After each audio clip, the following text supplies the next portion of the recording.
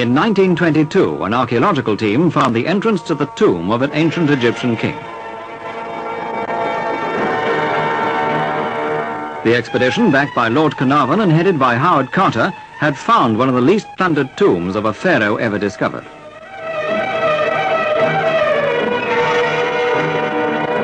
The Sphinx stands guard over Thebes, capital of Old Egypt. The Valley of Kings, burial ground of Egyptian royalty, an inhospitable place this, a place where only death lives. Over 3,000 years ago, a boy king was buried here, a king then of little importance, TUTANKHAMUN. Although robbers had already plundered the burial chamber, they hadn't yet reached the mummy. For thousands of years, these priceless objects had lain here. Other royal tombs had been completely stripped, but fate had protected the dead king. And so today we're able to see part of a civilization vastly different to ours. A child's chair and footstool made especially for the king. A model boat intended for the king's journey to the afterlife and the child king's toys. A minor monarch who reigned until he mysteriously died at the age of 18.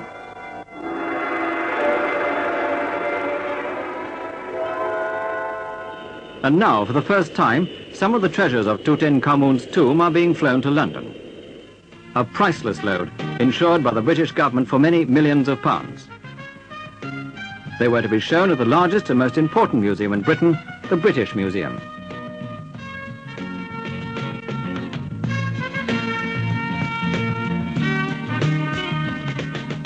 One of the most beautiful items, an oblong golden shrine in a stylized fashion dating back about 3,300 years.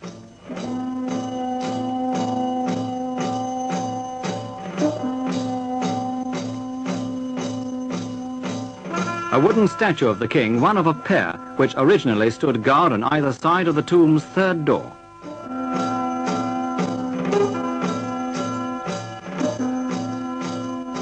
Her Majesty the Queen, who opened the exhibition, shows great interest in the boy king whose reign began 1,300 years before the birth of Christ.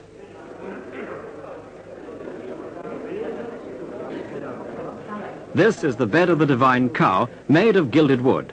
It was never used by the king, but was part of the funeral equipment found near the royal body.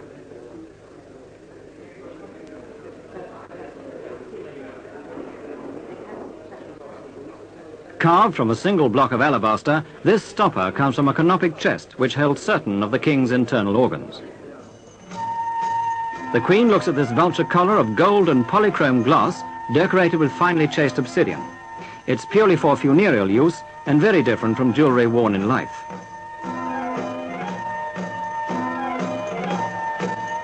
Religious superstition and the worship of animals were inexorably entwined and led to extensive use in personal adornments.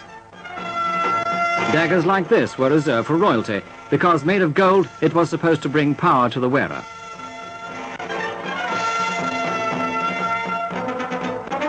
As Howard Carter stepped his way into the past, objects like this ivory headrest were revealed. A floral vase in alabaster intended for sweet-smelling unguents.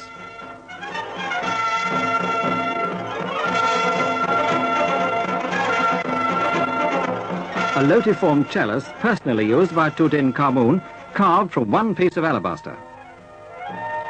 This ceremonial fan was found on the floor of the burial chamber, its ostrich feathers virtually devoured by insects. These remarkable exhibits make time stand still. The Queen looks at objects already old before the birth of Christ. A Senate gaming board for use in the afterlife. Little is known of the game, except that it was very popular with the king while he was alive. The box is veneered with ebony, while the squares on top are inlaid with ivory.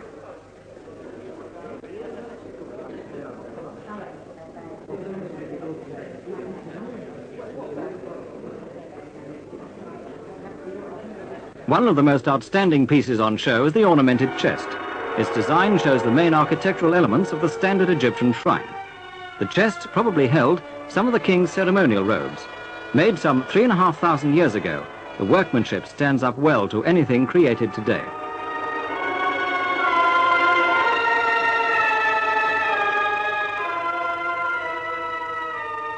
A gilded wooden figure of TUTANKHAMUN wearing the white crown of Upper Egypt. The purpose of the figure remains unexplained, and nothing in Egyptian mythology sheds any light on it. This one represents the king wearing the crown of Lower Egypt with sandals, a pleated skirt and a bead collar. The ears are pierced. The wearing of earrings was a custom confined to young princes who discontinued it when they reached manhood.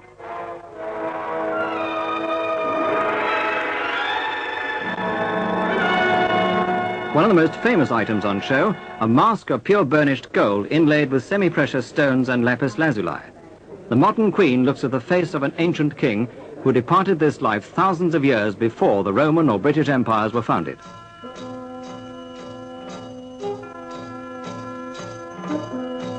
The lobes are pierced, but when the mask was found, the holes were covered with discs of gold foil.